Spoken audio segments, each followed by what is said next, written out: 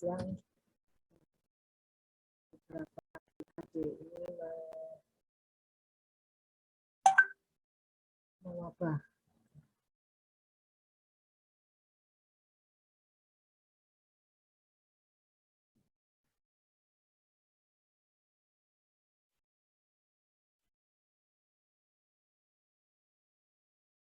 Mungkin Anda sudah juga mendapatkan kuliah coronavirus disease ini ya dari ilmu penyakit viral.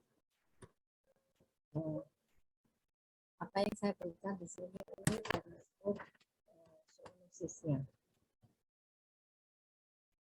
Ini adalah gambaran secara mikroskop elektron. Kita lihat coronavirus itu kurang lebih seperti ini. Apa sebetulnya coronavirus ini? Coronavirus merupakan salah satu famili virus yang cukup banyak, ya, luas sekali, yang mana dia dapat menyebabkan penyakit baik pada manusia maupun pada hewan, antara lain bisa ditemukan pada onta, kemudian civet atau musang, kemudian juga diketahui selama ini beberapa penyakit tersebut reservoirnya adalah kelelawar buah. Itu yang pada SARS dan SARS-CoV dan MERS-CoV. Pada manusia seringkali gejalanya itu adalah ringan, namun ada beberapa yang bisa menimbulkan cukup serius hingga menyebabkan kematian, utamanya pada orang-orang yang mempunyai penyakit penyerta, ya, gangguan respirasi seperti asma, TB dan sebagainya, dan komorbid lainnya misalnya adanya penyakit liver atau juga diabetes.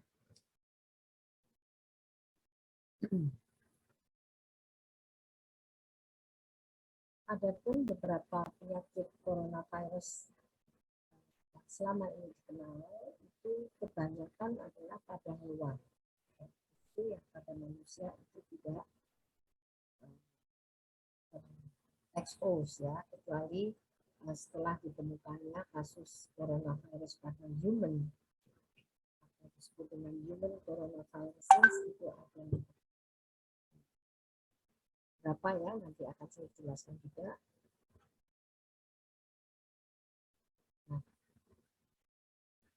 Nah, seperti halnya yang terjadi pada tahun 2002, 2003 di Hong Kong, yaitu SARS, kemudian juga tahun 2011, 2012, yaitu MERS di Timur Tengah. Kemudian sejak akhir tahun 2019 dikenal juga coronavirus pada human yang merebak mulai di kota Wuhan di Cina, di mana penyebabnya disebut sebagai SARS-CoV-2. Kenapa demikian? Karena secara molekuler mempunyai similarity yang cukup dekat dengan penyebab dari SARS-CoV. SARS-CoV-2 ini awalnya disebut sebagai nCoV 2019, ya, atau coronavirus 2019. Namun setelah dilakukan identifikasi secara molekuler, ternyata mempunyai pendekatan atau penelitian yang cukup aktif dengan SARS-CoV. Nah, pada human coronavirus, saya akan membahas yang zoonotik. Yang zoonotik itu ada 3 ini, ya, SARS-CoV, MERS-CoV, dan COVID-19. Secara ekologis, reservoirnya itu COVID dan MERS-CoV itu sudah dikenal, yaitu golongan kelelawar buah. Kemudian dia menyebarkan penyakit yang dari hewan, kemudian jumping ke manusia. Ada beberapa istilahnya itu diet intermediate host, domestic wild animals, yaitu dari civet untuk SARS-CoV dan Delta untuk MERS-CoV. Sedangkan untuk COVID-19 yang dulu disebut sebagai novel coronavirus 2019 hingga saat ini masih dicari ya, apakah sumbernya itu dari kelelawar atau ada intermediate animals hostnya. Kenapa disebut coronavirus? Karena di coronavirus ini mempunyai satu spike protein yang gambarannya mirip seperti corona atau mahkota. Spike protein gambarannya seperti corona. Disebut sebagai virus.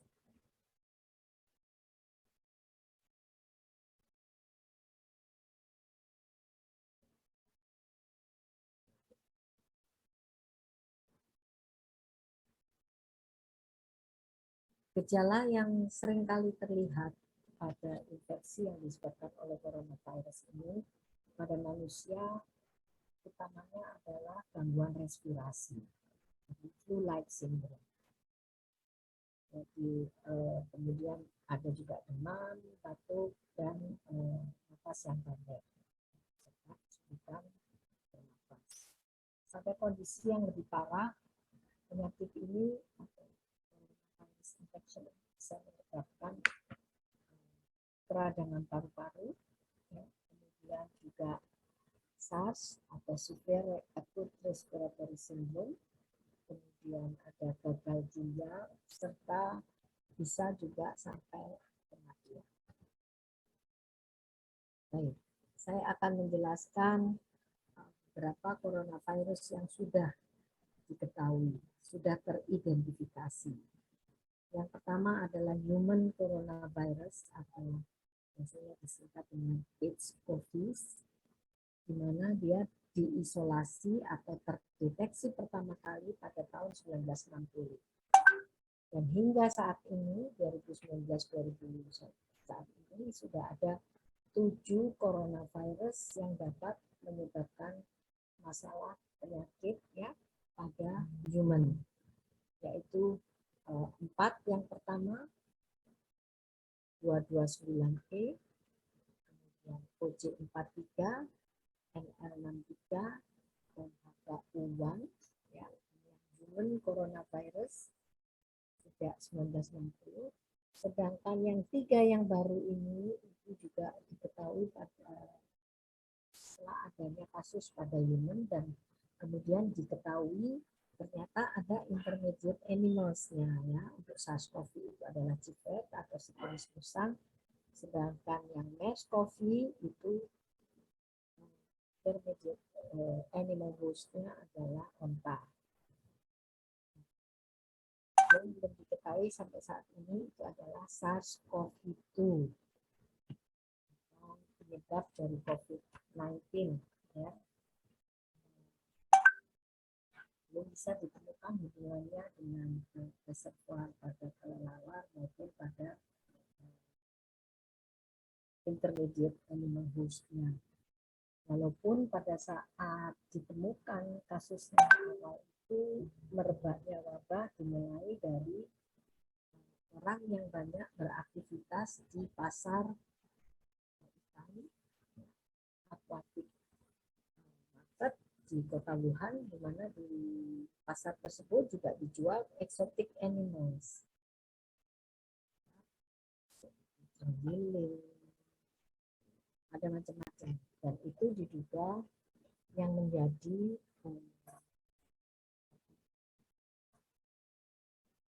intermediate wild animals, host.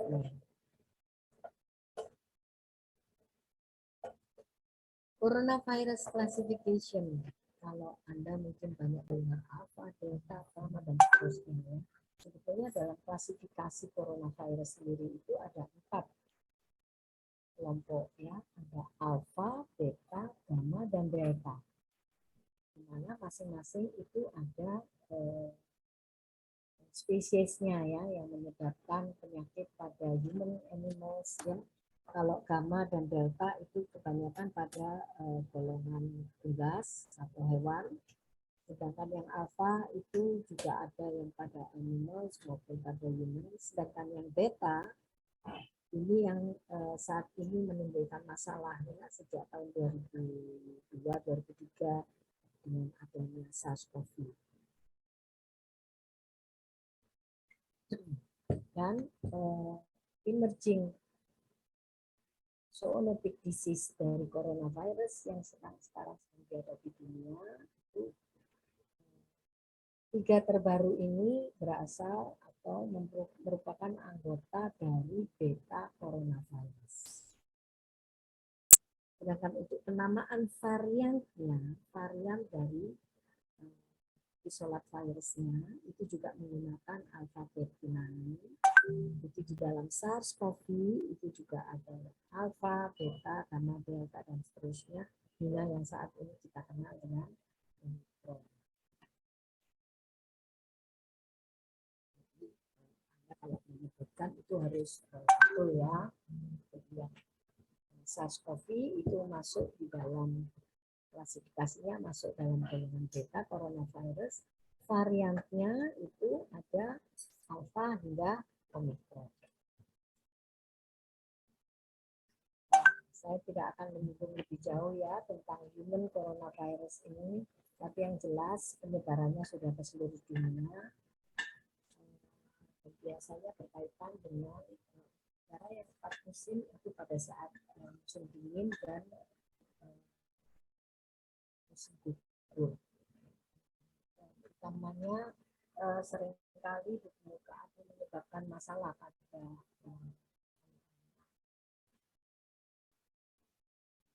dengan transmission likely to be droplet, kontak langsung dan indirect contact. Droplet ini seperti kita ketahui untuk penyakit-penyakit respirasi utamanya biasanya droplet. Kalau droplet itu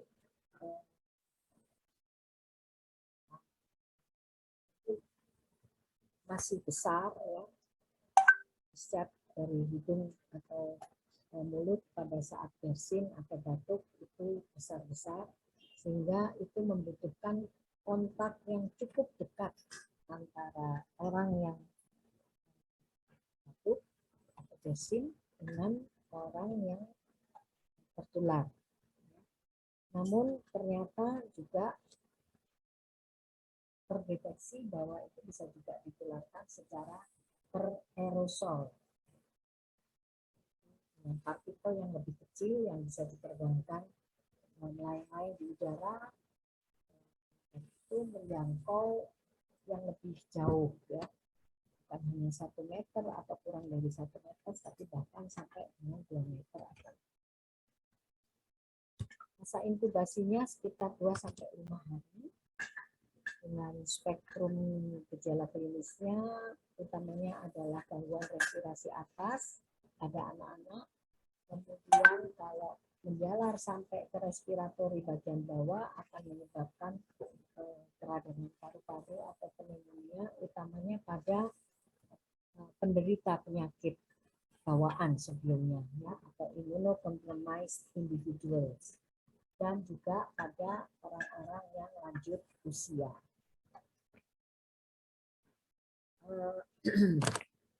Yang juga tidak kalah penting adalah adanya penyakit atau gangguan respirasi yang menyertai sebelumnya. Contoh misalnya pada penderita asma, kemudian orang-orang yang alergi, dan juga tentunya penyakit komorbid penyerta lainnya seperti diabetes, gangguan liver, gangguan ginjal, dan dan lain-lain.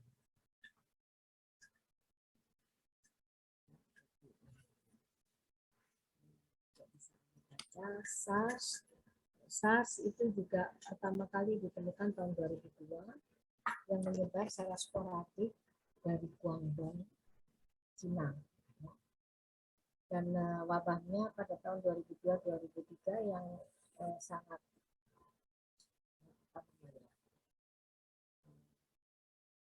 menyusahkan itu adalah di Hong Kong. Karena kita ketahui Hong Kong ini adalah juga kota wisata ya, di mana di situ ada salah satu hotel yang dia ternyata menjadi pusat penularan, sumber penularan. Mengapa? Karena pada saat merebaknya SARS, pemerintah kota Hong Kong itu akan melakukan lockdown. Dan para turis yang tinggal di hotel itu kemudian segera meninggalkan Hong Kong sebelum di lockdown ya.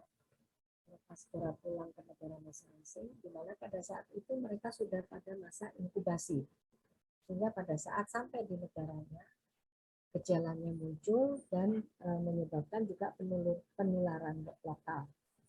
Untungnya pada saat itu masih bisa dicegah. Jadi WHO sudah melakukan warning, peringatan kepada seluruh anggota negara-negara anggotanya untuk mengantisipasi adanya kunjungan atau adanya masuknya orang-orang yang berasal dari daratan Cina.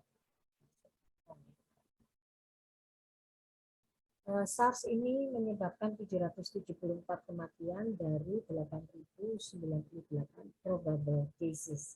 Probable cases ini merupakan kasus yang belum teridentifikasi secara laboratoris ya. Jadi hanya berdasarkan gejala, kemudian juga sejarah orang itu telah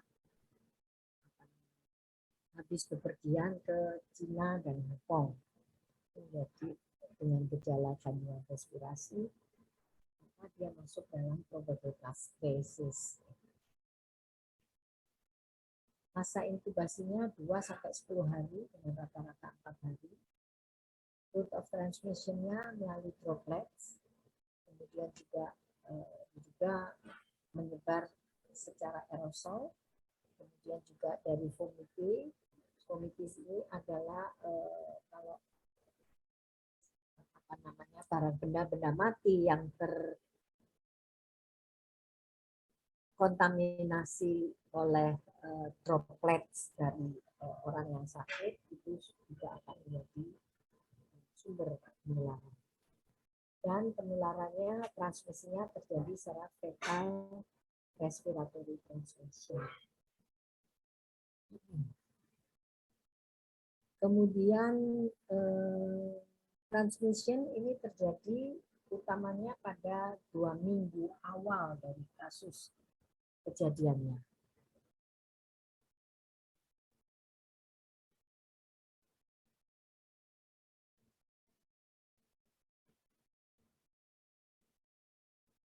Untuk clinical spectrum tadi sudah saya jelaskan juga ya. Jadi ada demam, myalgia, headache, menggigil 1-2 hari, kemudian diikuti dengan non-produktif batuk dan nafas yang pendek.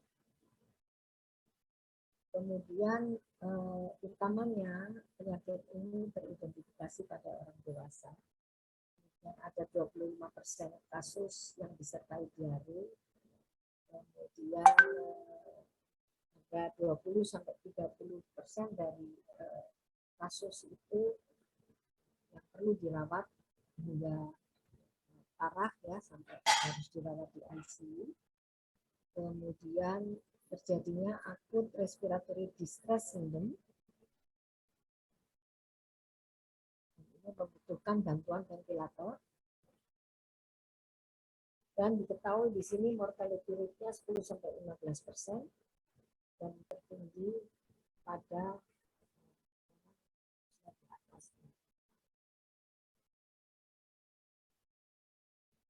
untuk MERS-CoV ini adalah juga coronavirus, termasuk golongan beta coronavirus.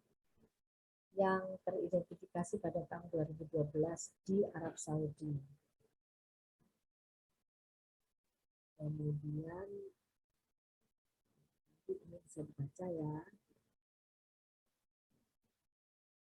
Nah, kalau dilihat dari genetic tree, genetic tree, coronavirus itu ada alpha coronavirus ini, kemudian ada beta coronavirus ini yang biru, kemudian ada gamma coronavirus, telur asin, dan delta coronavirus. Sedangkan untuk MERS-CoV itu juga masuk di sini. Beta coronavirus, SARS, dan MERS-CoV. Demikian juga COVID-19.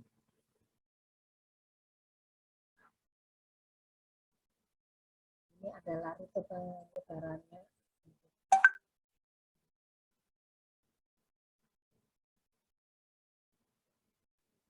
Sumbernya adalah kelelawar dari ekskretannya, saliva, dan cairan yang menyertai pada saat partus, ya, yang itu mengkontaminasi pohon palm, di mana pohon palm ini memang merupakan tempat untuk makan dan juga berkumpul di situ ya, kelelawar ini. Selain itu juga terjadi penularan bukan hanya pada manusia, tapi juga pada mamalia yang lain seperti kucing, perabot, dan unta. Seperti kita ketahui juga kelelawar selain menyukai buah, dia juga seringkali buat sarang di atap rumah tinggal. Ini yang menyebabkan kedekatannya dengan manusia.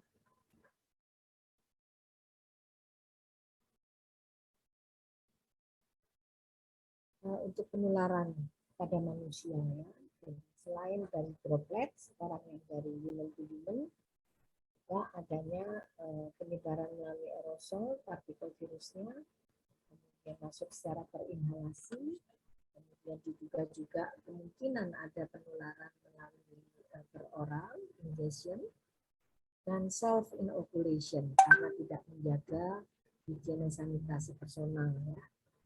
Melakukan air rubbing, nose picking tanpa memperhatikan tangannya bersih atau tidak. Kita bisa nanti Anda baca. MERS-CoV ini infeksi pada otak juga menunjukkan adanya flu-like syndrome. Kemudian penyebarannya sudah mencapai beberapa negara, jadi mulai dari Arab Saudi itu ditemukan juga kasus di luar Arab Saudi, yaitu di Qatar, kemudian di Jordan, kemudian Tunisia, Italia, Jerman, Inggris, dan Prancis.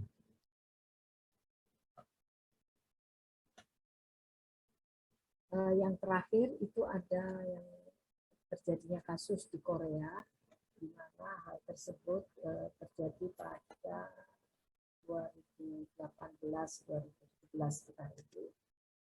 Pada orang Korea yang dia sudah melakukan perjalanan ke Eropa, kemudian pada saat akan balik ke Korea, dia berhenti di Timur Tengah.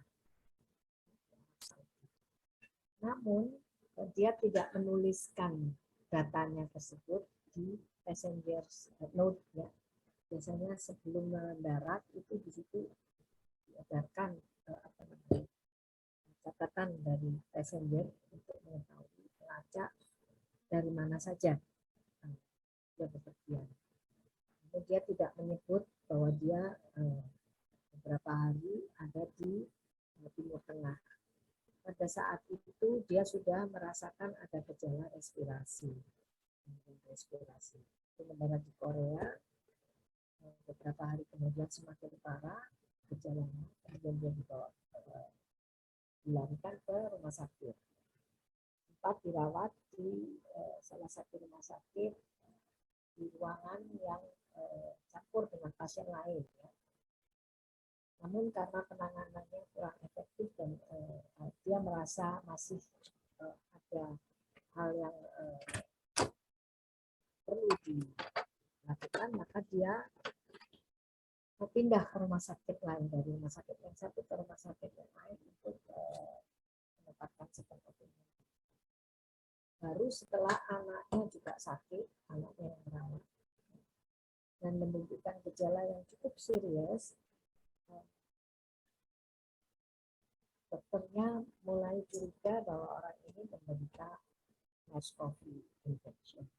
Dan ternyata, ya sebetulnya itu telah bepergian ke Timur Tengah. SOP yang dianjurkan oleh WHO dalam melakukan pencegahan penyebaran yang lebih luas, yaitu untuk mengkarantina orang-orang yang baru bepergian ke daerah Timur Tengah. Tentunya di Korea segera dapat diatasi. Selain dari anaknya yang tertular, juga pasien lain yang pernah dirawat satu ruangan dengan dia.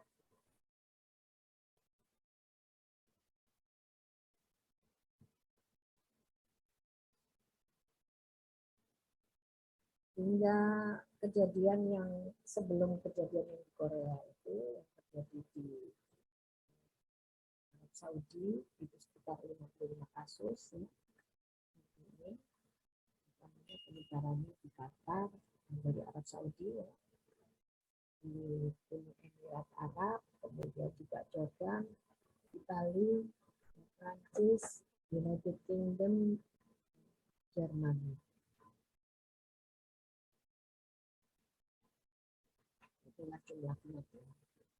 Baik, saya kemudian akan ini ada beberapa publikasi yang bisa Anda baca juga ya, hubungan dari kasus MERS-CoV pada human dengan pada Delta.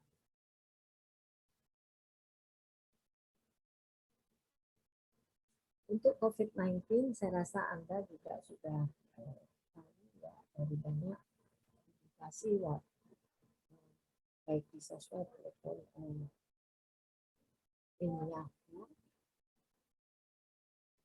Saya ingin mengingatkan bahwa oleh International Commission of Taxonomy Virus itu diusulkan namanya bukan lagi novel coronavirus 2019, jadi awalnya kan nCoV 2019. Kemudian tanggal 11 Februari oleh ICTV, yaitu International Committee of Taxonomy Virus, itu disebut sebagai SARS-CoV-2 karena secara molekuler dia mempunyai kemiripan dengan SARS-CoV, penyebabnya SARS. Kemudian selanjutnya oleh WHO disebut secara ofisial penyakitnya adalah COVID-19. Kalau yang dulu kan penyebutannya MERS-CoV, penyakitnya MERS, SARS-CoV, penyakitnya SARS. Sedangkan ini karena untuk mempermudah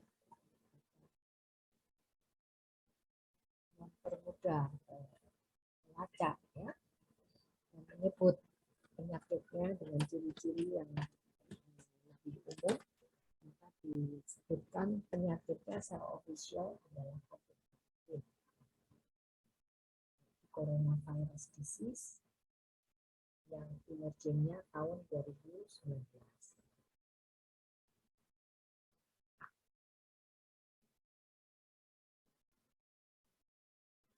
Ini ya sejarahnya penyebutan nama.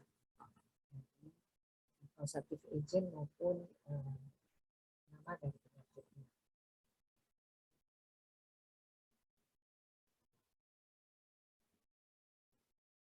Kemudian setelah itu sebulan kemudian tanggal 11 Maret 2020 WHO mendeklarasikan bahwa COVID-19 merupakan global pandemic. Dan sejak saat itu semua negara termasuk Indonesia menjadi negara yang tertular dan melakukan karantina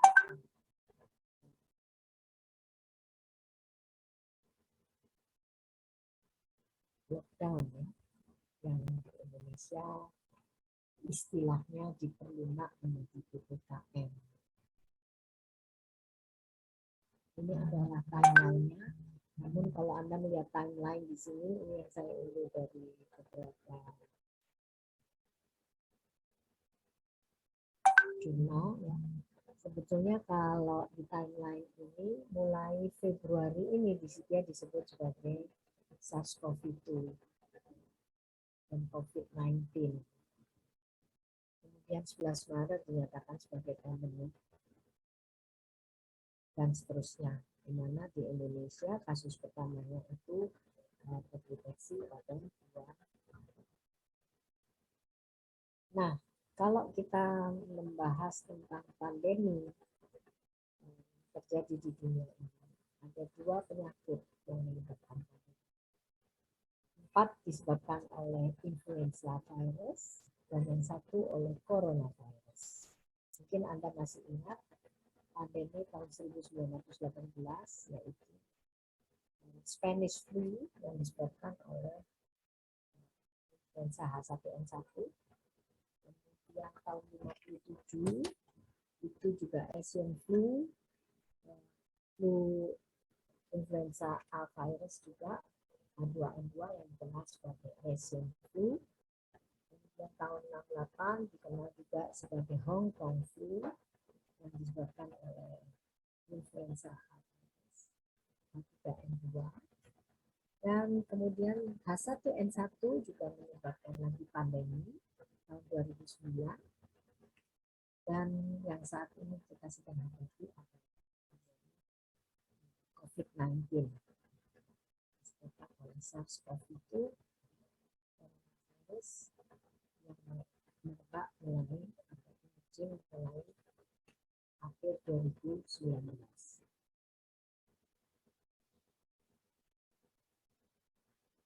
Ini adalah penyebaran, ini saya unduh dari info COVID Jatim Profession ya, Profession ya. Ini Jatim ya. Ini tertera pada tanggal sekitar tahun 2021 ini masih. Nah, ini 17 Maret 2021. COVID vaccine Anda juga sudah tahu. Saya tidak perlu menjelaskan lagi. Omicron ini yang terakhir, yang terbaru. Ya. Jadi penyebutannya itu oleh WHO, untuk variannya sudah secara resmi penyebutannya dengan menggunakan alfabet Yunani.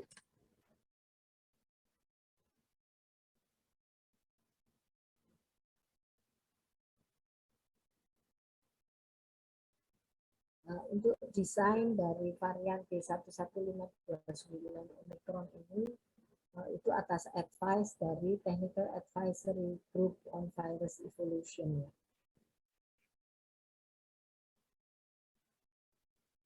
Mana Omicron ini mempunyai mutasi pada spike proteinnya.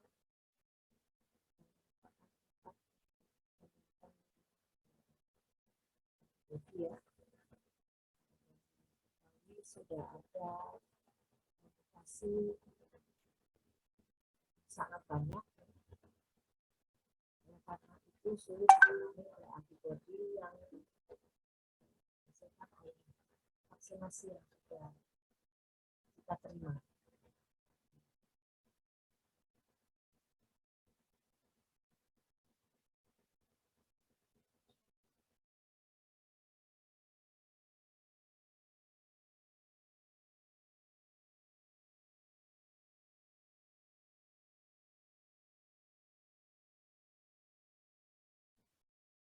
Bentar ya.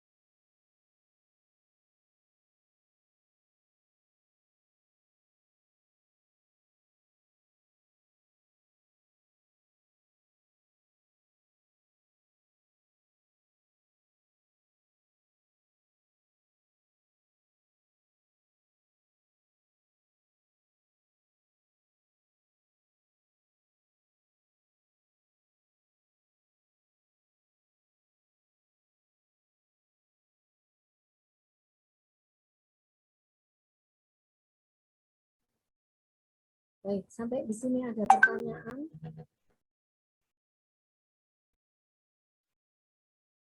Maka ada pertanyaan sampai di sini.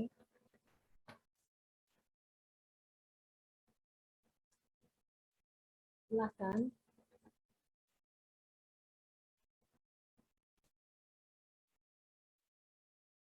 Kalau tidak ada pertanyaan, saya lanjutkan ya.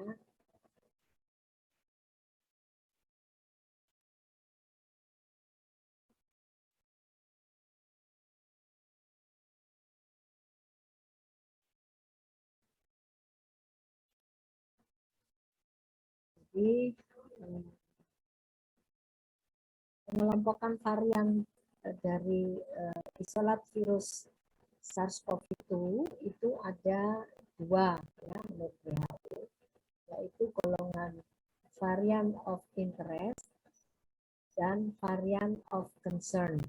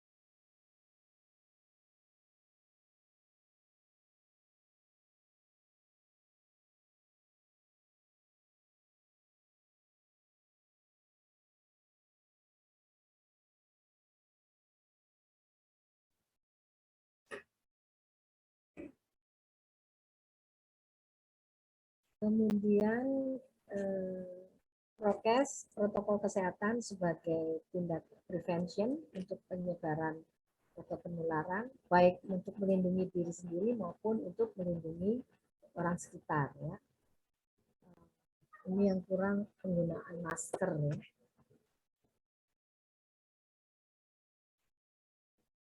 Oke, kalau tidak ada pertanyaan, saya lanjutkan dengan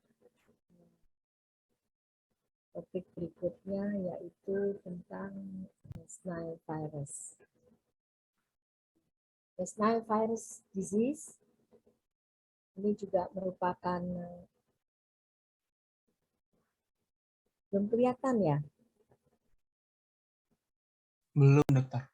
Belum, dokter. Nggak bisa otomatis ya. Ini kelihatan ya? Sudah, dok. Tapi video saya mati ya? Iya, dok.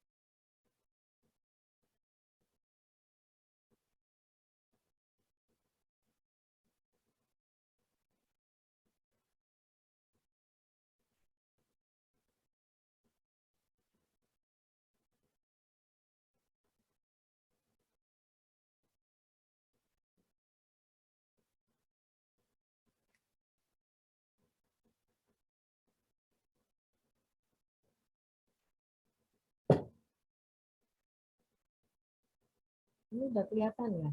Kenapa ya kok sering begitu ya Zoom ya? Nggak bisa langsung. Nah, ini kelihatan. Udah kelihatan ya? Sudah, dokter. Oke. Untuk sinonim dari West Nile virus infection, West Nile virus infection. Sebentar. Disease.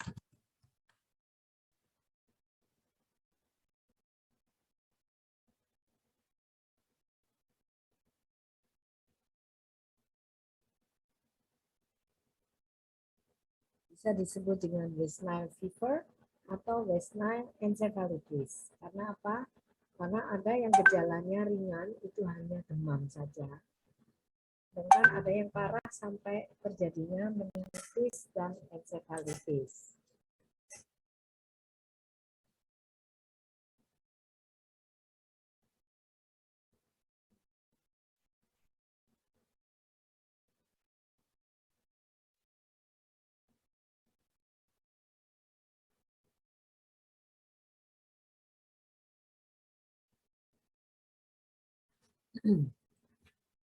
Penyebabnya adalah golongan Flaviviridae family yang ditularkan melalui vektor nyamuk dan ada juga yang melalui caplak. Namun yang kebanyakan utamanya adalah nyamuk, yaitu Culex pipiens. Penyakit ini pertama kali dikenal di daratan Afrika, kemudian menyebar luas ke Asia Barat dan Timur Tengah. Sedangkan di Amerika penyakit ini mempunyai diketahui mempunyai hubungan yang sangat erat dengan influenza encephalitis virus. Ya. Selain bisa menginfeksi manusia, DNV ini bisa menginfeksi golongan burung, utamanya burung migran, kemudian kuda, dan beberapa mamalia, hewan mamalia lainnya. BNV ini dapat menyebabkan mulai dari penyakit yang ringan hingga yang cukup parah. Dan seringkali wabahnya itu berhubungan dengan perubahan musim. Ya. Ketahui di daerah Amerika Utara itu seringkali terjadi wabahnya atau peningkatan kasusnya pada saat musim panas dan pada awal musim gugur. Mengapa demikian? Karena pada negara-negara yang empat musim itu, pada saat musim panas mereka kebanyakan akan lebih banyak di luar ruangan. Yang pertama, yang kedua juga mereka selalu menggunakan pakaian yang ringan-ringan, ya, supaya bisa mendapatkan sinar matahari yang hanya mereka dapatkan pada saat musim panas dan musim semi hingga awal musim gugur saja. Nah, pada saat itulah juga seringkali mereka tergigit oleh vektor nyamuk tersebut, sehingga kasusnya menjadi meningkat drastis, ya, BNV ini. Utamanya di daerah yang sudah dikenal sebagai daerah endemis.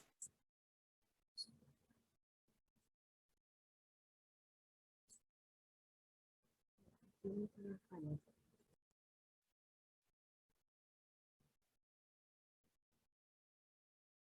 Ini adalah penyebaran BNV, ya. Jadi awalnya di benua Afrika, kemudian menyebar ke Asia Barat sampai Timur Tengah, dan selanjutnya menyebar juga ke Eropa, ke Amerika Utara, bahkan juga sampai ke Australia dan Malaysia.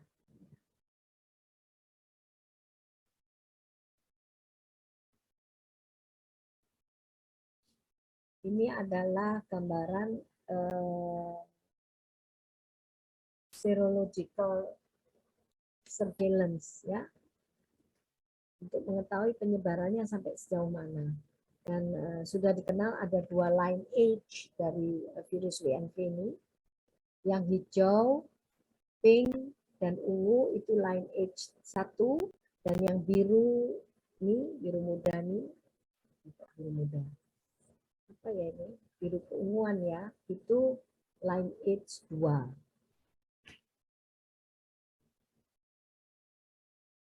Jadi lineage 1 biru muda, kemudian hijau juga lineage 1, kemudian yang ungu dan pink ini juga lineage 1.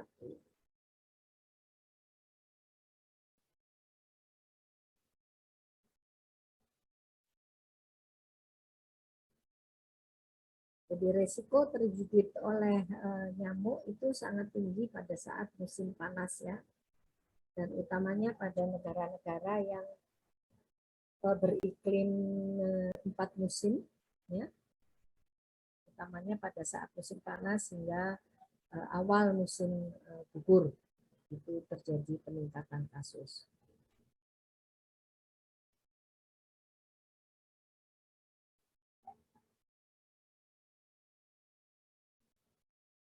Transmission cycle-nya itu ada cycle antara burung, migran dengan nyamuk, dan secara accidental nyamuk ini juga bisa menggigit ke manusia dan mamalia yang lain.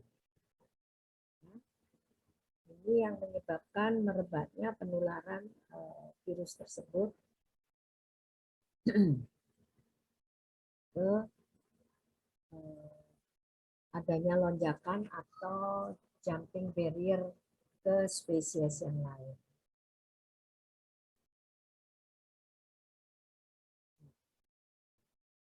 Pada siklus dari burung dan nyamuk ini, ya, utamanya kalau di negara 4 musim itu adalah burung gagak, ya, atau crow. Crow to crow transmission has been demonstrated in caged birds.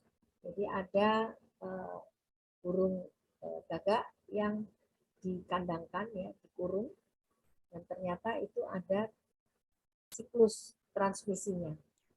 Kemudian Jadi dari situ disimpulkan ada typical transmission between the birds, crows ini dengan mosquitoes.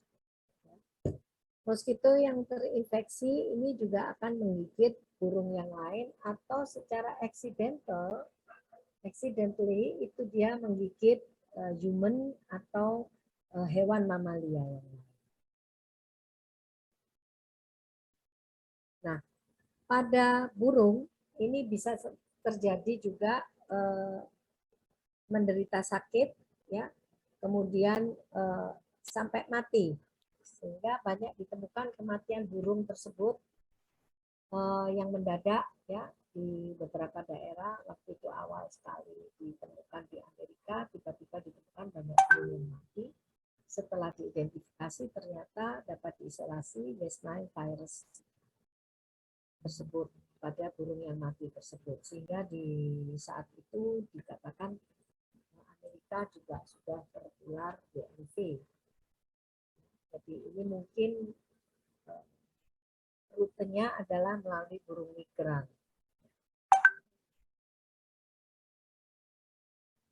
Kemudian kasus pada manusia juga dikenal. Tadi terjadi penularannya melalui vektor nyamuk, tetapi ada beberapa kasus BNV yang terjadinya karena akibat transfusi darah, kemudian transplantasi organ, kemudian juga ibu yang menyusui kepada anaknya juga, dan during pregnancy, ya, penularan secara transplasental.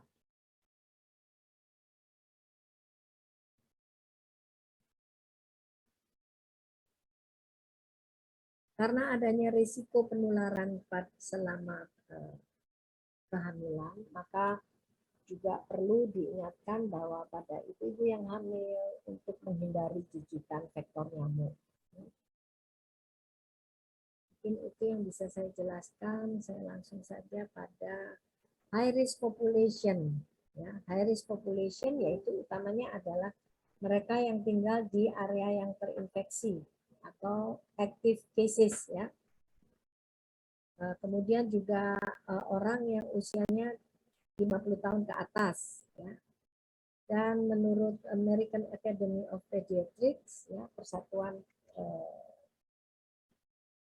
dokter spesialis anak, mengingatkan juga walaupun kejadian pada anak-anak itu lebih jarang. Karena apa? Karena anak-anak biasanya sudah sebelum matahari terbenam itu sudah banyak yang dibawa masuk ke ruangan. Namun diketahui adanya kasus BNV pada usia yang paling muda, yaitu pada anak-anak usia 5 tahun.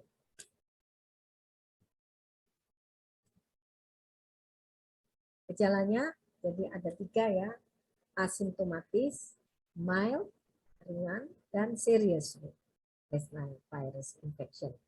80% biasanya itu mild, sedangkan 20% itu bisa sampai terjadi 80%, maaf ya, 80% itu biasanya asimptomatis, sedangkan yang 20% itu mild infection, dan beberapa itu ada yang cukup serius, yaitu bisa terjadi encephalitis dan meningitis. Masa inkubasinya 2-15 hari. Untuk yang asimptomatis, tadi sudah saya sebutkan kira-kira 80%. Dan ini tidak diketahui, ya, hanya dengan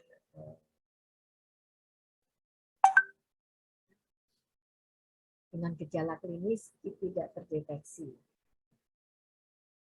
Kemudian untuk yang mild symptoms, sebentar ya.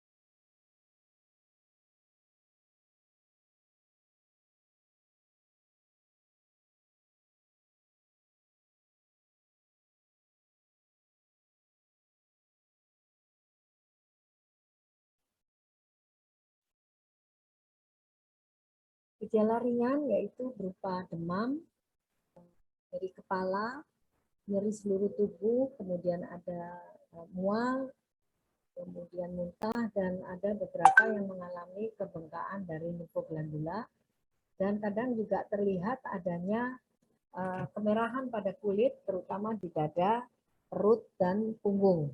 Ya. Gejala ini bisa hilang dalam waktu beberapa hari sampai beberapa minggu.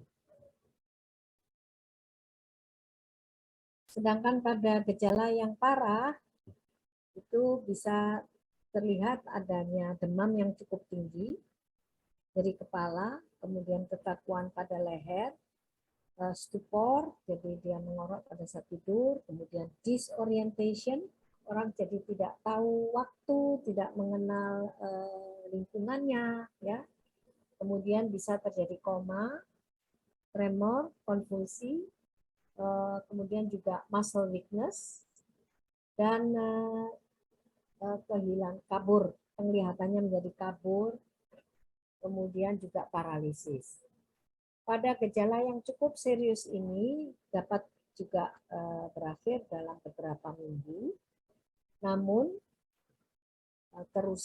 gangguan neurologisnya itu tetap permanen, tidak bisa kembali normal lagi, karena kita tahu juga bahwa regenerasi dari kerusakan jaringan syaraf itu hampir dikatakan tidak bisa, ya, tidak ada regenerasi, sehingga gangguan syarafnya tetap ada.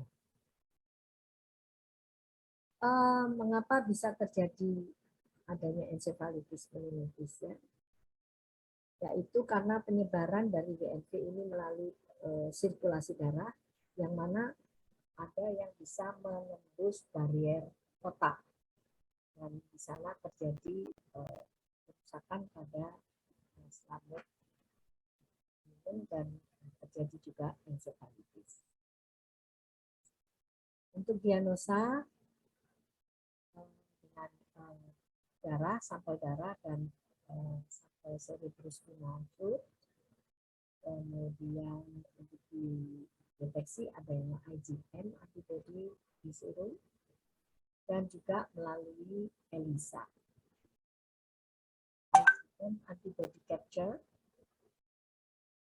ELISA, NEC ELISA. Terapi hingga saat ini belum ada terapi. Yang bisa kita lakukan adalah menghindari gigitan dari vektor nyamuk. Dan yang paling penting diingat adalah penyakit ini tidak bisa ditularkan human to human, tapi melalui vektor nyamuk. Sehingga yang perlu dihindari adalah jumlah nyamuk, ya. Intensitas nyamuknya itu yang dihindari. Nah, antara lain sama seperti penyakit vector-borne disease lainnya yang ditularkan oleh vektor nyamuk, yaitu kita memberantas sumber-sumber tempat nyamuk itu berkembang biak. Kemudian yang kedua yang bisa kita lakukan adalah menghindari gigitan nyamuk dengan memakai baju yang menutupi seluruh tubuh, ya, misalnya pakai lengan panjang, celana panjang, utamanya kalau kita sedang berada di luar ruangan. Kemudian bisa juga dengan menggunakan mosquito repellents, ya. Saat ini vaksin juga belum ada. Kemudian, nah, BNV ini mirip seperti Santlui encephalitis virus, ya. Bedanya yang utama adalah kalau Santlui encephalitis ini silent in birth, jadi tidak ada kematian pada unggas. Kalau BNV itu biasanya unggas itu sampai menderita sampai mati. Dan ini yang menyebabkan Santlui encephalitis itu tidak ada warning, tidak ada warning, tiba-tiba terjadi juga kasus encephalitis pada manusia. Prevention tadi sudah saya sebut, dari gigitan nyamuk, misalnya juga kalau pintu, diberi kasa.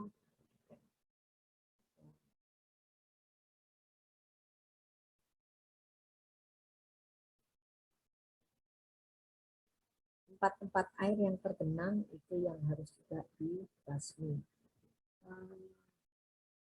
Obat anti nyamuk itu kita bisa juga gunakan untuk adult, larvicides, dan adulticides. Ya. Ya, kalau larvisid ini biasanya kita sebarkan di dalam air yang mengenang. Misalnya kita punya penampungan air, bak air gitu ya, itu diberi larvisid. Kemudian untuk adulticid kita bisa lakukan juga dengan spraying. Mungkin itu yang bisa saya berikan. Selebihnya Anda bisa browsing di sini ya. Kalau Anda ingin mengetahui lebih jauh, selain di WHO juga di OIE website ya. Baik, itu yang bisa saya berikan. Any question? Ya, dokter izin bertanya. Silakan. Apakah kalau misalnya West Nile virus ini apakah bisa penularannya itu dari burung ke manusia gitu apakah bisa dokter? Maksudnya gimana?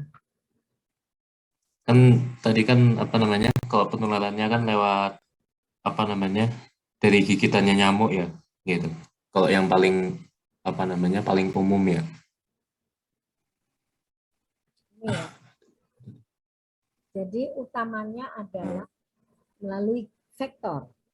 Oh, Memang belum pernah ada data oh, kasus BNV yang terjadi setelah misalnya kita mengkonsumsi daging burung, ya. Kemudian kita menghandle burung yang mati dan sebagainya. Belum pernah ada informasi itu. Tapi tetap kalau kita harus menghandle atau menemukan burung yang mati, sebaiknya kita juga memikirkan precaution-nya. Ya, alat pelindung diri yang perlu kita pakai supaya kita tidak menyentuh langsung hewannya, karena kita tidak bisa menghindari adanya luka pada kulit. Ya, misalnya Anda kena semut, Anda garuk luka, Anda digigit nyamuk juga luka. Nah, yang ditakutkan adalah misalnya burung tersebut ada lukanya, kemudian tersentuh luka kita, ya, itu yang ditakutkan. Tetapi sekali lagi saya ingatkan, belum pernah dilaporkan ada kejadian kasus WNV akibat orang itu ikut memegang burung dan sebagainya. Tapi tetap WHO maupun OIE dan FAO itu menganjurkan dalam menangani kasus-kasus yang diduga hewan itu mati karena BNV, kita juga harus menjaga supaya kita tidak tertular. Karena dia penyebarannya melalui sirkulasi darah. Memang masuknya melalui injek ini, gigitan nyamuk. Paham ya? Juga kalau kita menangani daging burung, misalnya daging unggas apa, kita siapkan untuk dikonsumsi, maka dianjurkan juga atas dasar keamanan pangan, selain juga mencegah adanya patogen dari foodborne disease, juga mencegah adanya penularan BNP dan sebagainya, utamanya di daerah yang merupakan daerah penularan BNP aktif. Itu cukup jelas, Gede? cukup jelas dokter, terima kasih. Ya. Ada pertanyaan lainnya? Dokter, saya juga ingin izin bertanya dokter. Silakan. WNV ini kan ada tadi dijelaskan kalau WNV itu dalam kasus yang kecil itu WNV bisa menyebar lewat transplantasi organ gitu dokter ya. Ya. Itu apa jalan penyebaran apa penularannya bagaimana ya dokter, kok bisa seperti itu gitu. Ya, jadi organ donornya itu penderita WNV. Donor organnya penderita WNV, di mana di situ sudah ada WNV-nya, karena virus itu kan membutuhkan sel hidup ya untuk berkembang biak. Sedangkan untuk didonorkan organ itu akan dimaintain sedemikian rupa supaya jaringannya tidak mati. Paham ya? Nah, pada saat dilakukan operasi pendonoran atau apa namanya pemasangan penggantian organ transplantasi itu, maka terjadilah penularan penyebaran di dalam tubuh dari pasien penerimanya. Nah, hal ini diketahui dari mana? Dari ya orang ini nggak pernah mungkin ya memang ada beberapa jurnal, saya tidak cantumkan di sini. Anda bisa cari blood transfusion WNV cases. Ya, itu kalau nggak salah orangnya juga ditanya apakah pernah ke daerah yang merupakan daerah aktif WNV. Ya. Juga data lain itu pendukung sudah ditemukan dan ternyata juga diketahui donornya itu penderita WNV. Itu ya. Paham? Demikian juga untuk blood transfusion, jelas kalau itu. Jadi kalau organ transplantation itu memang kan organnya dimasukkan di dalam larutan buffer, dijaga supaya tetap fresh. Dan biasanya dalam melaksanakan transplantasi itu tidak membutuhkan waktu lama. Diambil dari donornya, kemudian langsung diimplankan gitu. Misalnya kalau organ transplantasi itu bisa transplantasi mata, kornea misalnya, transplantasi ginjal, dan sebagainya. Ada pertanyaan lain? Cukup jelas, gede? Sudah cukup jelas, terima kasih dokter. Lainnya, kalau ada pertanyaan, silakan.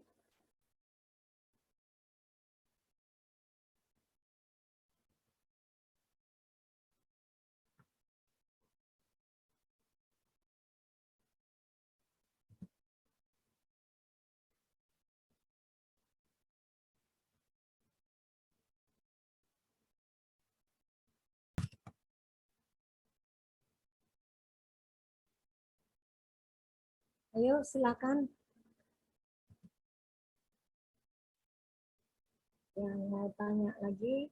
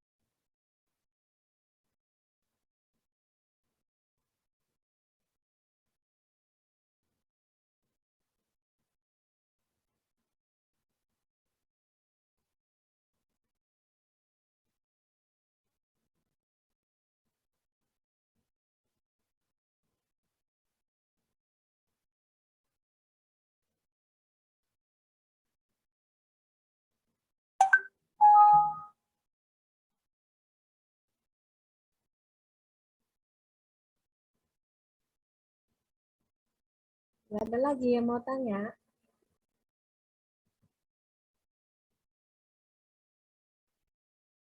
Sudah cukup jelas? Kalau memang demikian, saya rasa sudah bisa saya cukupkan sampai di sini tatap muka kita hari ini.